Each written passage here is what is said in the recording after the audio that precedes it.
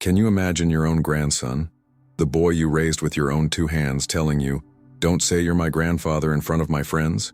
I was there, in that woodworking shop in Argentina, and I saw the hurt in Ramon's eyes.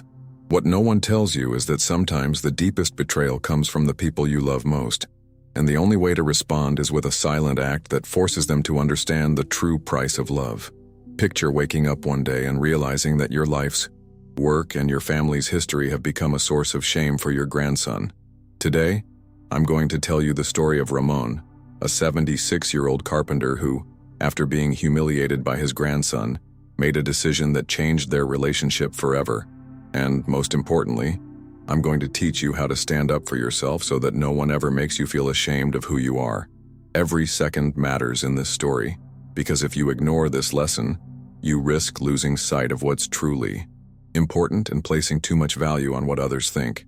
Stay with me until the very end to discover the one thing Ramon did, a quiet, dignified gesture that not only saved his self-respect, but also made his grandson realize that love and respect have to be earned. You won't believe what happened to the graduation gift he had planned. I'm Ramon Solis. I'm 76 years old, and I've lived in Tandil, Argentina my whole life. People here know me more for what I build than for what I say. For over 5 decades I carved wood, tables, chairs, cribs, cabinets. My hands are rough and stained with time, but they've always held steady. I was married once, to Lydia, the love of my life. She passed when our daughter, Marta, was just becoming a woman. Since then, it's been just the three of us. Me, Marta, and her son Leo. We live in the same house I built with my own hands, brick by brick, long before Leo was born. In the back, there's a workshop, my sanctuary. That place holds the scent of sawdust and the echo of old tango songs playing softly on the radio. Leo practically grew up in that workshop. As a boy, he'd sit on a stool too high for his legs, watching me cut, sand, and polish. He loved the way shavings curled off the wood like tiny golden ribbons. That's where I taught him patience, the weight of silence, and how to smooth an edge until it fit just right. Lately, though, that space has felt emptier. He doesn't come around much anymore. At 18, Leo has his own world. Now, school, girls, friends I've never met. Marta says it's normal. "He's just growing up, Papa," she tells me. But there's a kind of silence in the house that didn't used to be there. Not angry, just distant. I still see him every day, but I don't feel him anymore. A week before his graduation, Leo was buzzing with excitement. He was talking fast, making lists with his mom, planning food and music for the party. I was sitting at the kitchen table drinking mate, when I said gently, "Maybe I can build some garden benches, hee-ho. Your friends will need somewhere to sit, no?" I wasn't trying to insert myself. I just wanted to offer something from me, something real. He looked at me, then looked away. He fiddled with his phone. "I don't know, Grandpa. They're used to other stuff, like rented lounges and things like that."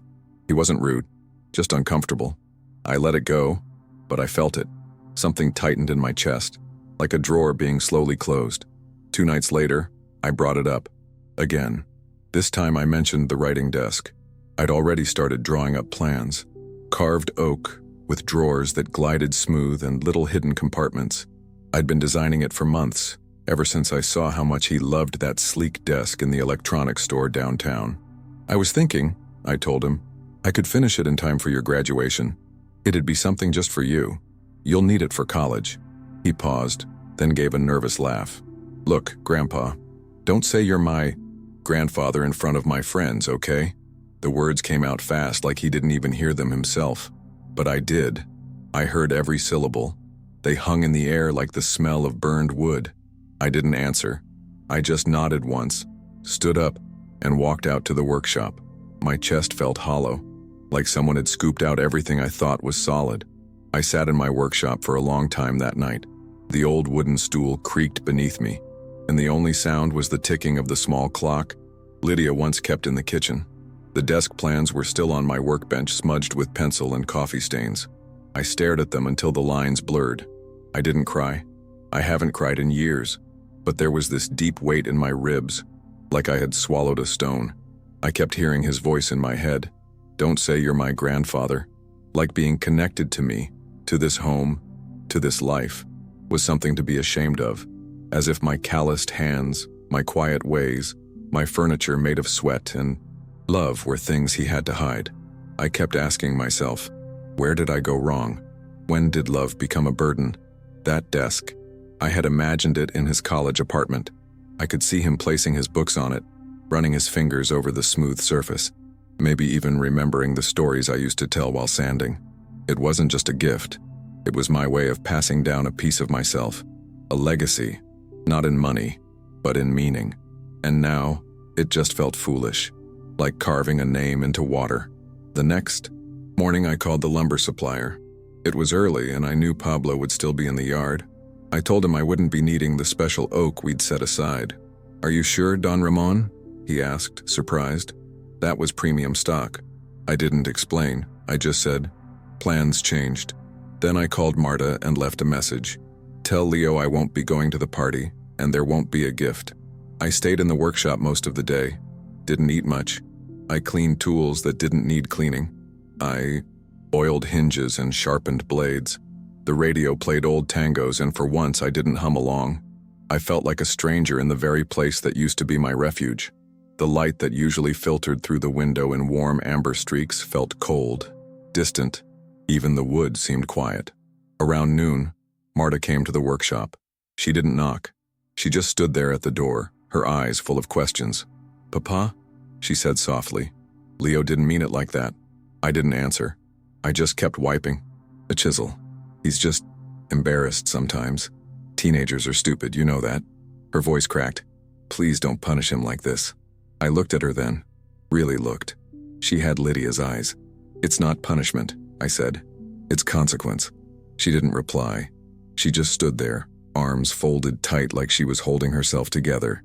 "He'll regret it," she said. "Maybe," I replied. "But that's his to carry." She left without another word. The door clicked softly behind her. I went back to the desk plans and slowly tore them in half, then again and again, until there was nothing left but paper dust on the floor, blending with the sawdust. It felt final, like sealing a box and nailing it shut. That afternoon, I didn't leave the house. I heard laughter in the kitchen. Leo and a couple of his friends had come over. Their voices echoed through the hallway like reminders of a world I no longer belonged to. I stayed in the workshop, windows shut, even though the spring air outside was warm and sweet. I couldn't bear to hear him laugh. Not after those words. Not after he decided I wasn't good enough to be seen by the people he wanted to impress. I don't know if he noticed my absence. Maybe he did. Maybe he didn't care. I heard him mention pizza and someone's parents picking them up. I expected him to peek into the workshop, say something, even if it was half-hearted. But he didn't. The boy I used to carry on my shoulders, who once cried when I got a splinter in my hand, now didn't even knock on the door I kept open for 18 years. At one point I looked at an old photo I keep on the wall. It's from when Leo was 5. He's holding a tiny hammer, his smile missing a tooth, standing beside a crooked little birdhouse we made together. I remember how proud he was. He showed that birdhouse to everyone. "My grandpa and I built this," he used to say. I whispered those same words to myself that day like a prayer. "My grandson and I built this." And then I asked, what happened to that boy? The graduation day came. Marta tried again in the morning. She brought me coffee, warm and sweet, just the way I like. "He's nervous," she said. "He doesn't know how to talk about feelings. He's just trying to fit in." I nodded but didn't answer. I drank the coffee in silence. I was tired of making excuses for people who had none left to give. As the afternoon rolled in, I heard the sound of chairs being moved, plates clinking, music being tested. The house was alive, like it hadn't been in a while. But I wasn't part of it. I stayed out back, cleaning the same spot on the workbench over and over again.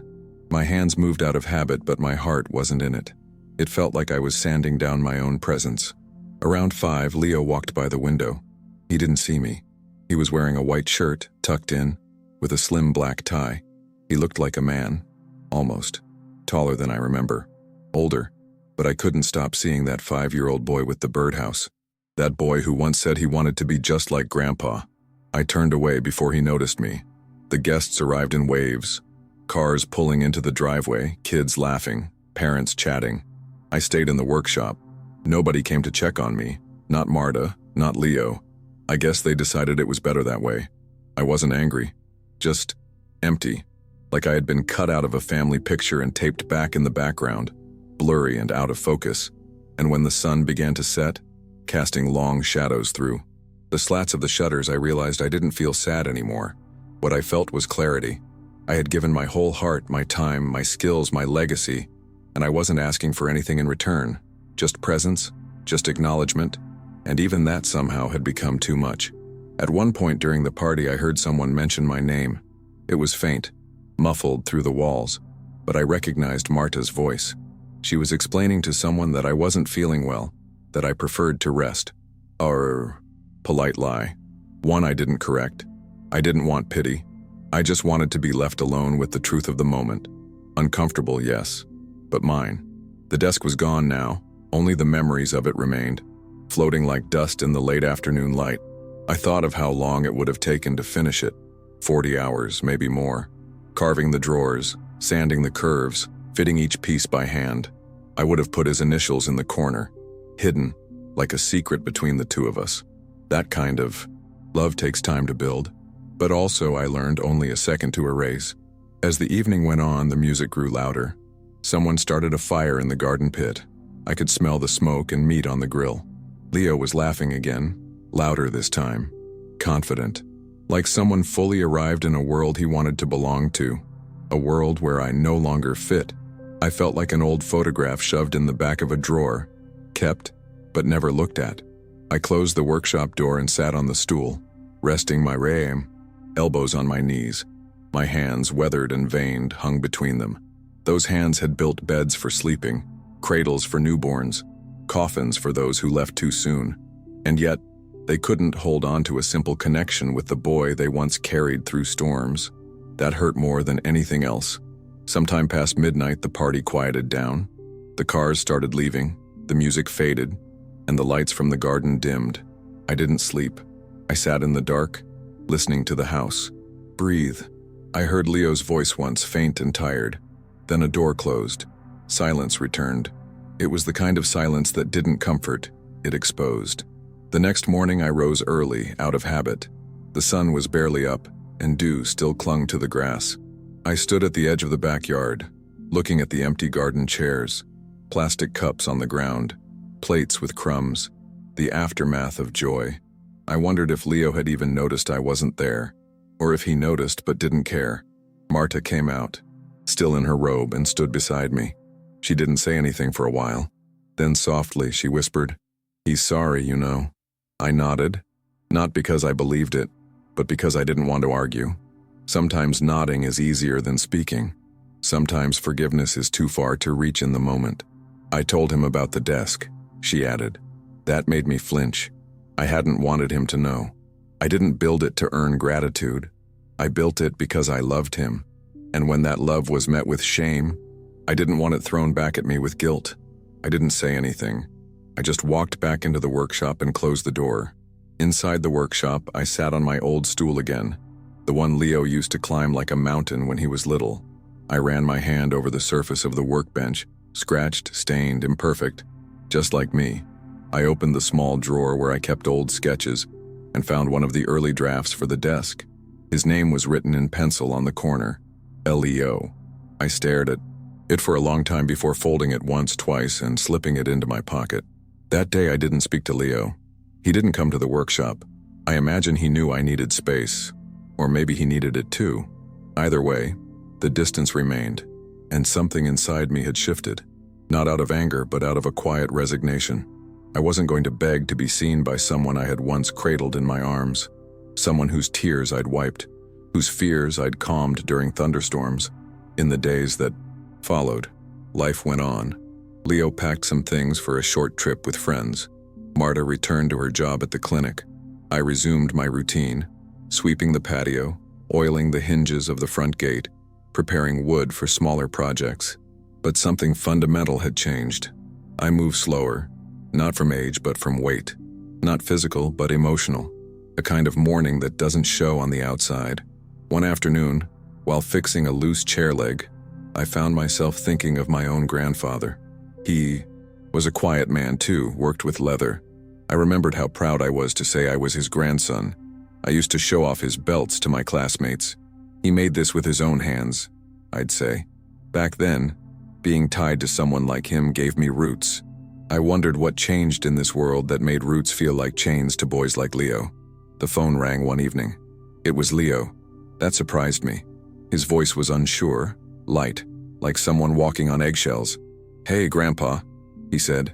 "I was wondering if maybe you could help me fix that drawer in my room. It's stuck again." Part of me wanted to say no, to let him sit with the consequences a little longer. But another part of me, older, softer, knew that maybe this was his first attempt at reaching out. "I'll look at it tomorrow," I said. That was all. No warmth, but no coldness either. Just a space left open. He paused, maybe expecting more. But then he said, "Okay, thanks." He hung up, and I sat there holding the receiver for a moment after. The line went dead. That call didn't undo what was said, but it was something. A crack of light. The next day, I went to his room. The drawer was indeed stuck, warped from humidity. I brought my tools, kneeled down, and began working. He sat on the edge of the bed, silent, watching. I didn't talk much, neither did he, but I noticed how his eyes followed every move I made, like he used to. Like maybe, just maybe, he still remembered the boy who loved birdhouses. When I finished, I stood up and wiped my hands. "Try it now," I said. He did. The drawer slid out smoothly. He smiled. "Perfect," he said. I nodded. "Wood swells when it's not cared for," I said. He looked at me, unsure if I was still talking about the drawer. Maybe I wasn't. A few days passed without much change. Leo was around the house more often, though we still didn't talk much. There was a stiffness between us now, like we both knew something sacred had been cracked, and neither of us knew how to mend it. He would linger, near the workshop sometimes, standing just outside as if trying to find the courage to come in, but he never stepped over the threshold. I didn't invite him either, not because I didn't want to, but because I wanted it to come from him. That space, that little sanctuary of wood and dust and memory, had always been ours. If it was ever going to mean something again, he had to choose it, choose me. I wasn't going to force him into it. I'd done enough chasing ghosts already. One afternoon, I saw him looking at the shelf where I kept old pieces I never finished. He stood there, arms crossed, his eyes lingering on a small jewelry box I had carved years ago. It had a tiny hidden drawer. He used to love opening and closing it over and over when he was younger. I remember how he once asked me to build one for a girl he liked in school. He never gave it to her, but he kept it anyway. "You never finished that one," he said quietly, breaking the silence. I looked up from the table where I was, gluing a cracked chair leg. "Didn't have a reason to," I answered. He nodded slowly. "Maybe you do now." That surprised me. He didn't look at me when he said it, but I felt the weight in his voice. A small offering. A bridge, maybe. That night, I couldn't sleep. I lay in bed staring at the ceiling, hearing the echo of his words. "Maybe you do now." It wasn't an apology, but it was something close, something honest.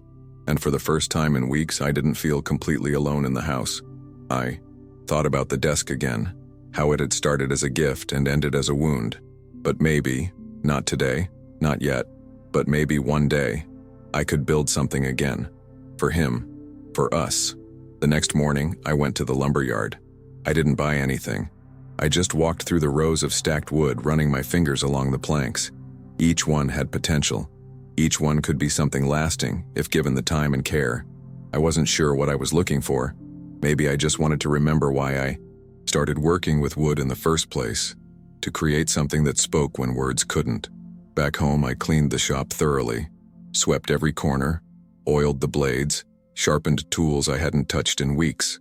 It felt like preparing for something I couldn't name yet, like setting a table before knowing who would sit down to eat. I left the door open that day, wide open, and I waited. Leo came in just before dusk. He didn't say anything at first. He picked up a piece of sandpaper, sat beside me on the bench, and began smoothing the edge of a small block of wood. His movements were clumsy. He hadn't done this in years, but I didn't correct him.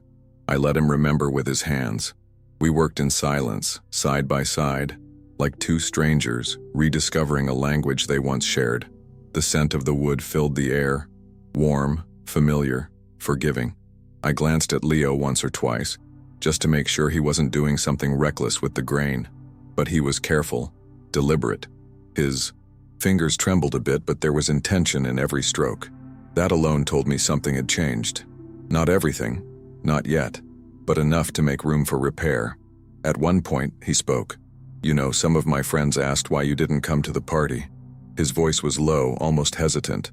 I didn't respond. I just kept shaping the edge of a small drawer with a chisel. "I told them you were busy," he added. "Working." I let out a breath I hadn't realized I was holding. Working. A safe excuse. A shield from the truth. After a moment, I said, "You were embarrassed." It wasn't a question. He stopped sanding and stared at the floor. "Yeah," he admitted. "I was." I didn't say anything right away. I let the silence sit there, heavy but honest. Then he looked at me, his eyes a little red. "But not because of you. Because of me." That made me pause. I set down my tool and turned toward him. "Explain." He swallowed hard. "I thought, if I looked like I came from something more clean, more expensive, people would respect me more. I didn't want them to think I was just a carpenter's grandson." He bit his lip. "But they didn't care, and I felt like a liar all night." There was a stillness between us after that. Not awkward, just raw, like two men finally looking at a wound without flinching. I nodded slowly. "Being a carpenter's grandson isn't shameful, Leo. But being ashamed of love, that leaves a deeper scar." He didn't answer, but I saw it in his face. He heard me, really heard me. We worked in silence for another hour. As night fell, the temperature dropped slightly, and I handed him a flannel shirt I kept on the hook near the door. He slipped it on without a word. It was one of mine. Too big for him, but warm. I think that gesture meant more to him than anything I could have said. When he left that night, he stopped at the doorway, one hand on the frame. "I don't deserve the desk," he said quietly. I looked up from the block I was shaping. "No," I agreed. "Not yet." He gave a small, sad smile. "But maybe one day?" I didn't answer. I just gave him a long look. He nodded, as if that was answer enough, and stepped into the night. I stayed in the workshop long after he was gone. My hands ached, my back protested, but I didn't want to leave. There was peace there again. Fragile, yes, but present. I sat on the stool, turned on the small lamp by the bench, and pulled out a fresh sheet of paper. Slowly, I began sketching again. Not a desk. Not yet, but something smaller. A beginning. The next few days passed quietly. Leo didn't bring it up again, and neither did I. But he kept coming to the workshop, even if just to sit in the corner while I worked. Sometimes he'd sweep the floor without being asked. Other times he'd hand me the right tool without a word. We didn't need to talk much. The silence between us had shifted, no longer cold or brittle, but soft, like wood ready to be shaped. Marta noticed. One afternoon she passed by the workshop with a tray of mate and biscuits. She gave me a long look as she handed me the cup, then turned to Leo and asked, "You're staying long today?" He shrugged. "Yeah, I guess." Her eyes welled up for a second, but she didn't say more. She just squeezed my shoulder gently before walking away. She knew this was something only time, and could fix. That evening, Leo asked if I could show him how to make dovetail joints. "They're clean," he said. "Elegant." I saw a video. I raised an eyebrow. "Videos can't teach you how it feels." He grinned. "That's why I'm asking you." So I pulled out 2 small blocks of pine, and we started. His first cuts were clumsy, but I didn't scold. I let him feel his way through the mistakes. He cursed under his breath once or twice, and I had to hold back a smile. "Why do you still do this?" he asked at one point, holding the chisel in his hand like it was sacred.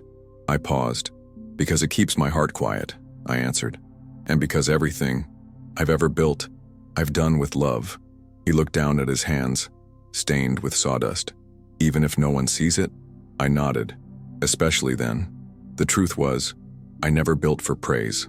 I built because I believed in making things that lasted, things that carried the soul of the maker even after he was gone. I hoped one day Leo would understand that fully, not just with his mind, but with his hands, that maybe he'd feel it in the grain, in the weight of the tool, in the patience required to make something right. Late one night I found a note on my workbench, folded in half, tucked beneath a block of cedar. It was from Leo. Just a few lines. "I was stupid. I know that now. I can't erase what I said, but I'll spend the time learning what you tried to give me. If you ever build again, I want to build with you, I'm sorry. I read it twice. Then again. My throat tightened. I didn't respond with words. Instead, I placed the note in the drawer with my old sketches. Then the next morning I started sorting the pieces of wood I'd saved years ago, the ones I thought I'd never use. I cleaned off the old plans, erased the corners, and began drawing again. Not the same desk, a new one, different design, same purpose. And when Leo came in that afternoon wiping his hands on his jeans, I slid the paper toward him. "We start tomorrow," I said. His eyes widened. "Really?" I nodded. "If you're ready to work." He didn't speak. He just pulled out a pencil from the tin, sat down next to me, and began sharpening it slowly. I took that as a yes. The following morning we began. The first step was choosing the right wood. I showed Leo how to examine the grain, how to feel for moisture and imperfections. He listened, asked questions, and even took notes on a scrap of paper. I hadn't seen him focus like that in years. It reminded me of when he was a little boy, sitting cross-legged on the floor while I explained how to shape a leg for a rocking chair. We worked side by side for hours, only stopping to stretch or sip, mate. He still had a long way to go, but the intention was there. He respected the process, and that was more important than perfection. I told him the desk would have 3 drawers, 2 for function and 1 secret one. His eyes lit up at that. "Like the ones you used to make?" I smiled. "Exactly like that." Every day after school, or work now since he'd started helping at a local bookstore, Leo would come to the workshop. He didn't always have energy, but he came. He showed up. That alone told me more than any apology ever could. Presence speaks louder than regret, and little by little, I started to let go of the hurt. Not because I forgot, but because he was earning the right to be forgiven. One Saturday, we spent the whole day fitting the top piece. It had to be perfect. No wobble, no misalignment. Leo was the one who insisted on redoing a section after he saw a slight tilt. "It's not right yet," he said, sweating under the afternoon sun. I handed him the mallet and said nothing. Letting him lead that moment felt right. He was no longer trying to impress me. He was learning to respect the work. At night, after he'd gone inside, I sat alone with the finished frame. I ran my hand across the surface. It was beautiful. Not because it was flawless, but because it had been built with intention, and that intention was shared. There was something sacred about that. A bond, once frayed, now rewoven, slower, tighter, stronger. A few days later, Marta told me Leo had turned down an invitation to a big party. "He said he had work to do with you," she said, smiling. I nodded. "He does." She looked like she wanted to say more, but didn't. Instead, she just hugged me a little tighter that day. Maybe she saw what was being rebuilt even if no one else could. We decided to carve a small message on the underside of the desk. Something simple. Leo chose the words. "For the hands that taught me everything, even when I wasn't listening." He didn't show me, until it was already burned into the wood with the old branding pen I gave him. I read it slowly, my chest tightening.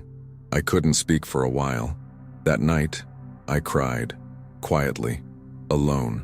Not because I was sad, but because something had returned to me that I thought I'd lost forever. Not the desk, not even Leo, but the certainty that what I built with love, over years, through silence and pain, had not been wasted. It had been waiting, growing, even when I couldn't see it. As the final week of building approached, the desk began to take its full shape. The drawers slid smoothly, the corners aligned perfectly, and the wood shone with layers of oil and patience. Leo had sanded each panel himself, 3 passes with 3 different grains. "Like you taught me," he said proudly. I just nodded, but inside I felt something open, soft, and steady, like a door I thought had rusted shut. We added brass handles, small but elegant, that Leo picked out himself from an old box of hardware I'd kept for years. "They don't match exactly," he said, inspecting them, "but neither do we." I laughed out loud at that, my first real laugh in weeks. He looked surprised, then smiled wide, as if he'd just repaired something invisible between us. On a cool Friday afternoon, we placed the final coat of varnish and left the desk to dry overnight. Leo stood beside it, arms crossed, staring like he couldn't believe we'd made it. "It looks better than anything I've seen in stores," he said. "Because it was made with care," I told him. "And care can't be mass-produced." He didn't answer, just nodded, his eyes fixed on the desk. The next morning, he came into the workshop earlier than usual. He was wearing a clean shirt, buttoned all the way up and holding something wrapped in paper. "This is for you," he said, handing it to me. I opened it slowly. It was a photo of us from years ago, in the workshop, covered in sawdust. He had written on the back, "I forgot who I was for a while, but I remember now." I didn't know what to say, so I didn't. I just placed the photo on the shelf above the workbench next to the old carving tools. It belonged there, like a marker of something we'd rebuilt without fully knowing how. The room felt warmer that day, not from the sun but from something else, something living between us. Leo suggested we deliver the desk to his new apartment together. He'd just signed the lease. Small place near the university. He said he wanted the desk to be the first thing. He moved in. "It'll be the foundation," he said. That word stuck with me. Foundation. That's what I had always tried to be, even when I failed to see if it held. We loaded the desk into the truck carefully, tying it down with thick straps. The drive was quiet, but not heavy, just comfortable. The kind of silence that feels earned. When we got there, he unlocked the door and stepped back to let me in first. A simple act, but to me, it felt like being welcomed into his world again. Not as a burden, not as a memory, but as part of his future. We placed the desk against the far wall under the window. The light hit the surface just right, making the grain glow like a painting. Leo touched the top with his fingers, then looked at me. "You know," he said, "I'll probably mess up again." I smiled gently. "Then we'll fix it. Together." He nodded, and for the first time in a long time, I saw not just my grandson, but a man becoming whole. In the weeks that followed, Leo began to come home less frequently, but not out of distance this time. He was building his own life, classes, work, new responsibilities. Yet, he called often, sometimes to ask about a tool, sometimes just to say hi. Each call was a small reassurance that I hadn't disappeared from his world, just shifted into a quieter corner of it. And I was okay with that. He had returned to me, in the way that matters. Marta often asked how I was feeling. I told her the truth. Better than before. She smiled when I said that, the kind of smile that says more than words ever could.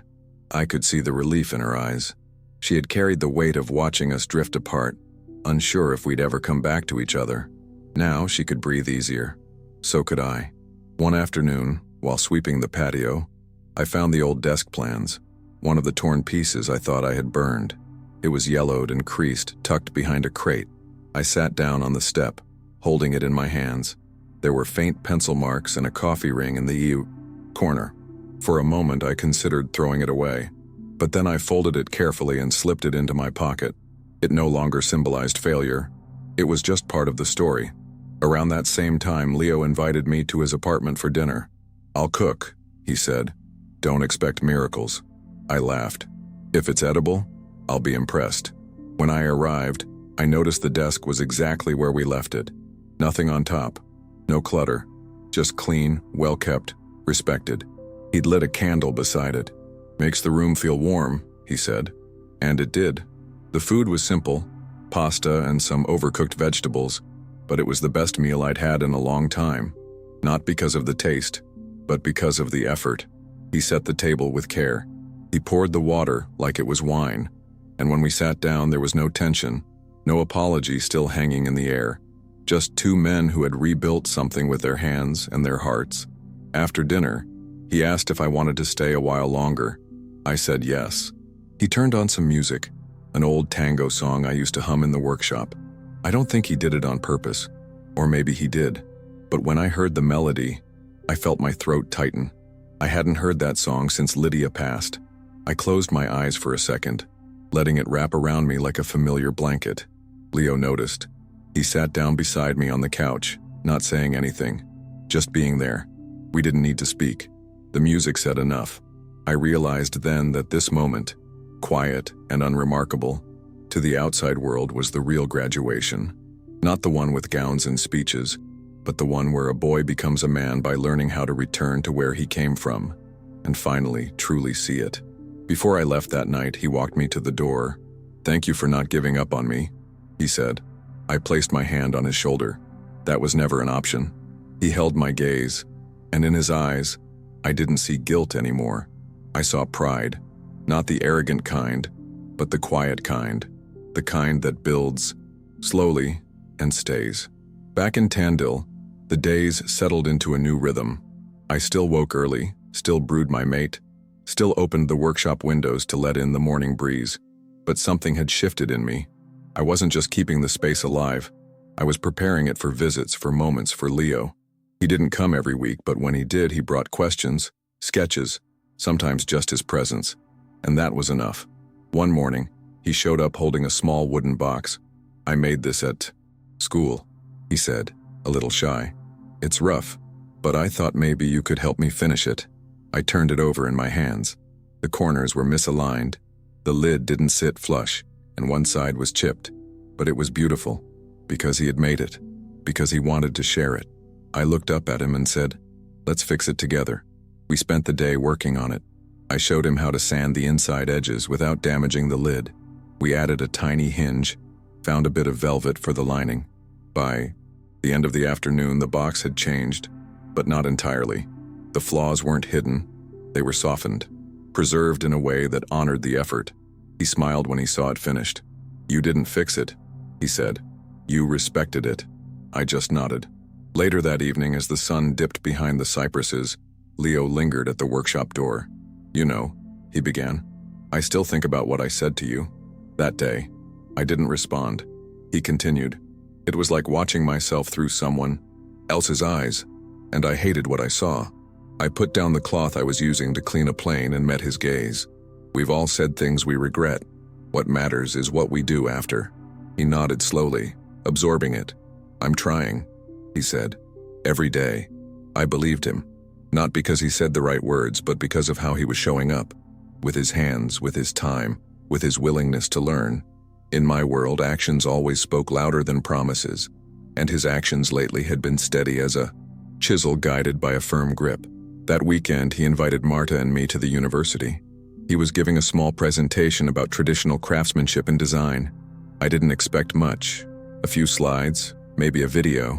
But when I sat in the third row of that small lecture room and heard him begin with the words, "My grandfather taught me everything I know about working with your hands and your heart," something inside me swelled. He spoke with clarity and humility, showing pictures of our workshop, of tools I had forgotten he ever touched. He even brought the box we'd fixed together and passed it around the room. I watched the other students handle it with curiosity and care, and in that moment, I didn't just feel seen, I felt carried forward through his voice, through his work, through the way he was choosing to honor what once he had rejected. Afterward, he came up to me and said, "That was for you." I didn't say thank you. I didn't need to. I just placed a hand on his shoulder and smiled. There are moments when words would only dilute the truth of what's already been said through presence, effort, and love. And this was one of those moments. A few days later, Leo came back to Tandil with a bag of groceries and a notebook under his arm. "I figured I'd cook this time," he said, stepping into the kitchen like it was something he'd done his whole life. Marta raised an eyebrow but smiled. "Don't burn the house down," she joked. I stayed quiet, watching from my seat near the window, heart warmed more by the gesture than the food he ended up making. The pasta was better this time, still a little overcooked, but he'd learned to add salt, at least. After lunch, he showed me the notebook. Inside were drawings, some rough, some more refined, of simple furniture pieces, benches, stools, small shelves. "I want to start building," he said. "Nothing big, just something honest." I flipped through the pages slowly, recognizing echoes of my own early sketches. It felt like watching a younger version of myself stepping into the light. "I don't know where it'll go," he admitted, "but I know I want it to come from my hands." I looked at him, really looked, and nodded. "That's the right place to begin," I said. There was pride in his eyes. Not the kind you flaunt, but the kind you carry like a steady heartbeat. I hadn't expected this. I hadn't hoped for it. But now that it was here, it felt like something sacred had returned. In the days that followed, we started building a stool together. Just a small one, simple, functional, no flourishes. But he took the lead this time. I watched as he made mistakes, corrected them, adjusted his grip. I didn't interfere unless he asked. It wasn't my project. It was his. I was just the old compass in the corner, there if he needed to find true north again. One morning, while tightening the legs of the stool, he asked, "Do you think Grandma would be proud?" I paused. "She'd be smiling," I said, "especially if you stop using too much glue." He laughed, and in that laugh, I heard something pure. Not the laughter of a boy pretending to be someone else, but of a young man finally feeling at home in his own story. The workshop started to change. Leo began bringing in pieces of reclaimed wood, asking about their strength, their potential. We rearranged some of the old cabinets to make room for his tools. It became our space again, not the same as before, but something new, something built not from inheritance, but from intention. That difference mattered. One afternoon, he hung a small frame near the door. Inside was the photo he had once given me, the one of us covered in sawdust, grinning like fools. Below it, in simple lettering, he had written, "Where I came from, where I'm going." I stood in front of it for a long time. That frame held more than a picture. It held a promise. That night, before locking up, I stood alone in the workshop. The scent of wood, oil, and memory filled the air. I closed my eyes and placed a hand on the workbench. My hands, now slower and stiffer, had built many things in this room. Some beautiful, some forgotten, but none of them meant as much as what was taking shape now, silently, beside me. One Sunday morning, Leo asked if we could take a drive to the old lumber yard. "I just want to see what's there," he said. I hadn't been there in years, not since I canceled the order for the desk. The owner, Pablo, still remembered me. He shook my hand and raised an eyebrow when he saw Leo beside me. "About time he showed up," he joked. Leo chuckled and nodded. "I'm late, but I'm here." We walked between the stacks of wood in silence, touching the grain, tapping the planks. Leo asked about differences in oak and algarobo, which types bent easier, which lasted longer outdoors. I answered, but mostly I let him ask. This was his exploration. When he paused by a set of thick cedar boards, I saw something in his eyes. Curiosity, intention, the beginning of a plan. "This one," he said. "I want to build something for you." I was caught off guard. "For me?" I asked. He nodded. "A small cabinet. For your tools. I know your drawers are old and stiff." I didn't reply right away. My throat tightened. Of all the things he could have chosen, he chose something for this space, for the life I had built. "Then pick the right piece," I said. "Choose with your hands, not your eyes." He smiled and began knocking gently on the boards, listening. Back in the workshop, he got to work. He designed the cabinet himself, brought the sketches to me for input, but didn't expect me to fix his lines. He wanted to earn every corner, every joint. I guided where needed, but never led. And watching him take that responsibility, watching him pour himself into the work, it healed something inside me I didn't even know was still broken. The cabinet took 2 weekends. Not perfect, but beautiful. On the inside of the door, he carved a small line. "Because you held all the tools that built me." I had to step outside when I read that. The sun was too bright, or maybe my eyes were too full. I sat on the patio, listening to the birds and letting it sink in. There are some gifts that words can never repay. Later that day, he said he'd like to start helping other kids learn woodworking. "Maybe just a weekend class you could teach with me." I smiled. "I thought you wanted to make furniture." He shrugged. "I do, but I also want to pass it on, like you did." I didn't give him an answer right away. I just patted the bench beside me. He sat, and we stayed like that until the light began to fade. A few weeks later, we put up a small sign outside the workshop. "Taller Solis, Carpinteria con Alma." Leo painted the letters himself, careful and slow. We hung it together. For the first time in a long time, the workshop wasn't just a place of memory. It was a place of future, a place where something was beginning again. And as we stepped back to admire the sign, I realized the desk I once never finished wasn't really lost. It had simply transformed into time, into learning, into love passed through wood and silence. Leo placed a hand on my shoulder. "Ready to teach?" he asked. Always, I said. That first Saturday, 3 teenagers showed up. One had never held a hammer. Another brought a sketchbook full of wild ideas. The third was quiet, but watched everything with sharp, curious eyes. Leo greeted them like a host welcomes guests into his home. Warm, confident, proud. I stood behind him, not as the master anymore, but as a guide. He introduced me with no shame this time. This is my grandfather, Ramon. He taught me everything I know. I don't think I've ever felt anything quite like that. Not when I finished my first commission. Not even when Marta was born. Hearing those words after all we'd been through felt like a full circle closing. Not as a punishment, not as an end, but as a return to roots, to truth, to the kind of love that doesn't need to be shouted, just shown, one steady action at a time. We taught them how to measure twice and cut once, how to respect the wood, how to wait, how to breathe between steps. Leo handled the rhythm, I handled the details. It worked. By the end of the day, the kids left with a small project each and wide smiles. But I think Leo learned just as much as they did, maybe more. That night we sat on the patio again. No tools in sight, no project to plan, just the night, the stars, and the soft hum of the crickets. Leo said, "You know, I still remember what I said to you, the thing I said before graduation." I turned to him slowly. "I know." He looked down. "I've thought about that day 100 times. I put a hand on his knee. "So have I. And look where it brought us." He smiled then. A real one. Not weighted with guilt or doubt. A smile full of light. "I think the desk was never the gift," he said. "It was just the door." I looked at him and nodded, and we walked through it. Together, we clinked 2 small glasses of sweet wine Marta had brought out and toasted, not to forgiveness but to continuity, to legacy. In that moment, I didn't feel old. I didn't feel tired.